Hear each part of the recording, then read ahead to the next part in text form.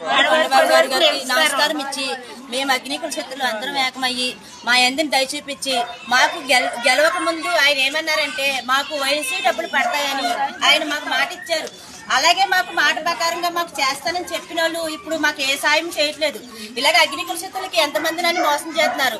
ఆడపడుచులు అందరికీ కూడా 18 సంవత్సరాలు ఉన్న కురవాడికి కానించి పెద్దవాళ్ళ కానించి మాకు వైసీ డబ్బులు పడాలని మేము కోరుకుంటున్నాం. కానీ ఆయన ఏ విధానంగా కూడా మాకు ఆడవాళ్ళకి ఏ సాయం కూడా చేయట్లేదు. బోట్ల మీద ఏటలకు వెళ్ళిన వాళ్ళకి డబ్బులు పడతలేదు, వైసీ డబ్బులు పడతలేదు.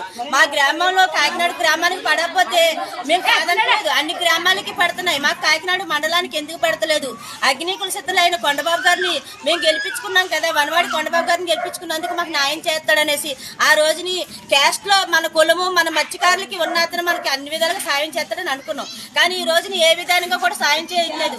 అదే క్యాస్ట్ వేరే అయిన మాల మాదిగి వేరే కమ్మ కాపులైతే అగ్నికుల శక్తుల బాధ ఏంటో